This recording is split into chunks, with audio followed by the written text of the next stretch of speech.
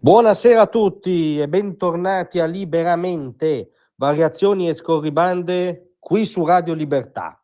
Allora stasera dobbiamo riscontrare che il PD aggiorna il concetto di velleitarismo, che peraltro sapete era un termine fortemente dispregiativo per la vecchia tradizione comunista.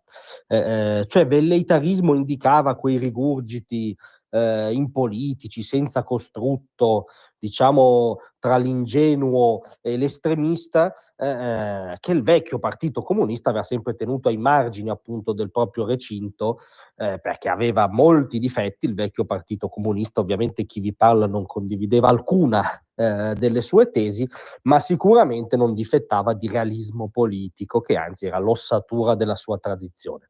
E invece oggi il PD ha sdoganato, anzi ha portato a vette sconosciute il concetto di velleitarismo, perché sì, la pillola di stasera si potrebbe intitolare La comica guerra del PD contro Elon Musk. Cioè siamo un po' in clima Brancaleone alle crociate, diciamo, quel genere lì, peplum inverosimile, quindi involontariamente comico. Perché? Perché l'ultima imprescindibile iniziativa del PD, nella fattispecie, perché non voglio far torto, voglio dare il giusto quarto d'ora di celebrità che meritano ai due senatori Antonio Nicita e Lorenzo Basso, appunto due senatori del PD che hanno presentato al DDL concorrenza in discussione in Senato due proposte di modifiche, diciamo chiaramente contra personam, l'hanno anche detto, le hanno anche definite così, cioè due proposte di modifiche contro Elon Musk, il più grande imprenditore, visionario, milionario dei nostri tempi. E queste proposte sostanzialmente sono due.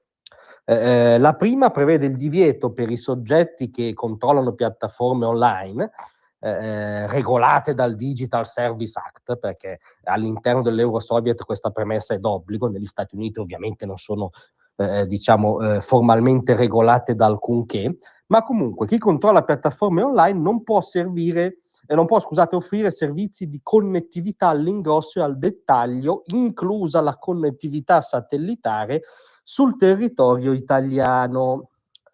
La seconda proposta è in realtà una fattispecie della prima, cioè viene esclusa la tecnologia satellitare dai soggetti terzi che possono accedere a risorse PNRR per gli operatori della telecomunicazione.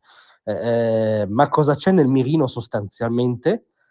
L'idea di fondo, neanche di tanto di fondo esplicita, è impedire a Musk di vendere i servizi del sistema satellitare all'iperavanguardia Starlink in Italia. Cioè chiaramente due proposte di modifica neanche contra persona, proprio contra azienda, anzi contro un servizio specifico di un'azienda specifica che è Starlink, che non potrebbe offrire servizi in Italia, non giriamoci intorno, non facciamo gli ipocriti, per reotrampismo del proprio proprietario, perché ovviamente nessuno si è mai sognato di mettere il naso nei business di Zuckerberg o di altri milionari dell'agora virtuale che però stanno dalla parte giusta. Però questa è la componente comica, c'è anche una componente però inquietante, perché al di là dei due senatori del PD, e cioè è il danno tecnologico e geopolitico allucinante che implicano proposte del genere. Perché ricorderete, ne abbiamo parlato più volte, c'è sicuramente un discorso avviato con Elon Musk, anche grazie al suo uomo in Italia Stroppa, sulla possibilità di usufruire dei servizi di Starlink, perlomeno su due versanti. Anzitutto per completare l'indicizzazione della banda larga. In Italia ci sono ancora 7 milioni di indirizzi civici a cui gli attuali fornitori per i quali non mostrano di avere dei piani credibilmente in grado di coprirli, mentre Starlink sicuramente potrebbe.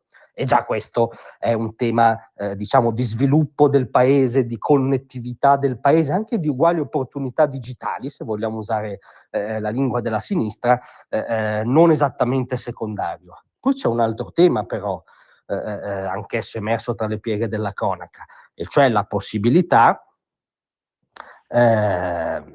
dell'utilizzo di questo sistema satellitare avanzato per le comunicazioni sicure, particolarmente in caso di crisi o di emergenza, diciamo, delle nostre forze di difesa, della Farnesina e dell'intelligence. cioè la possibilità che le strutture militari di difesa e di intelligence del paese usino il sistema più all'avanguardia oggi a disposizione per gestire stati di crisi. Capite che siamo in pieno interesse nazionale in ballo, cioè c'è una questione di sicurezza nazionale all'interno, peraltro, di una temperie globale non esattamente all'insegna della stabilità, dall'Ucraina al caso all'attacco a Israele, alla Siria e anche al fronte del Pacifico. Insomma, non ci sembra un'ipotesi esattamente da scartare, quella di innescare una collaborazione col sistema di Musk, ripeto, di gran lunga il più all'avanguardia oggi in nome dell'interesse nazionale.